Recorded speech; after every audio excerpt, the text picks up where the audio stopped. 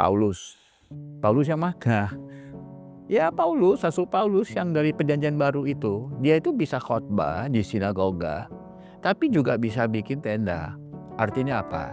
Kalau Rasul Paulus tuh masih hidup hari ini, dia bisa pegang mikrofon sekaligus pegang mesin di pabrik.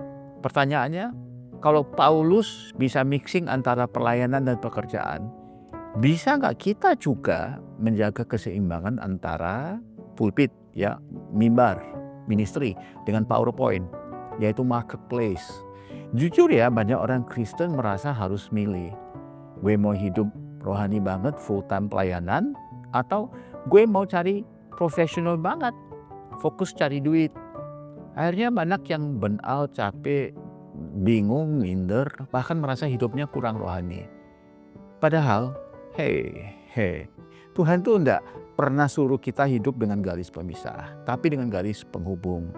Dia panggil kita untuk integrasi, bukan dikotomi. Hidup ini bukan kiri kanan atau soal keseimbangan. Karena ini real banget ya.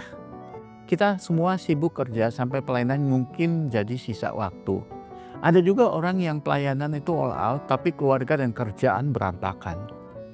Banyak yang mikir harus pilih salah satu, jadi hamba Tuhan atau orang kantoran. Padahal Tuhan gak bilang harus pilih A atau B.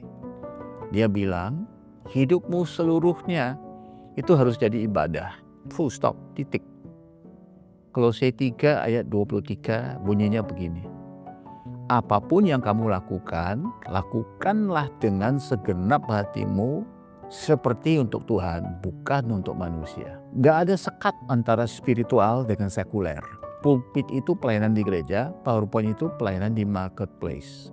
Dua-duanya sama penting di mata Tuhan. Yesus sendiri bisa khotbah di bukit, tapi juga bisa bikin sarapan ikan bakar buat murid-muridnya. What does it mean? Rohani bukan berarti anti profesional, profesional bukan berarti anti rohani. Kita bukan dipanggil jadi 50% pendeta plus 50% pekerja, tapi 100% murid Kristus dimanapun kita berdiri. Apakah pelayanan gue itu relevan di dunia marketplace? Saya kasih juga spoiler. Harusnya iya, karena Yesus itu relevan di mana-mana. Jangan lihat kerjaan itu cuma sebagai gaji, tapi lihat sebagai ibadah. Jangan lihat pelayanan cuma sebagai aktivitas gereja, tapi lihatlah itu sebagai kesaksian hidup. Apakah itu di marketplace atau di mimbar, pulpit dan PowerPoint. Dua sisi, satu panggilan.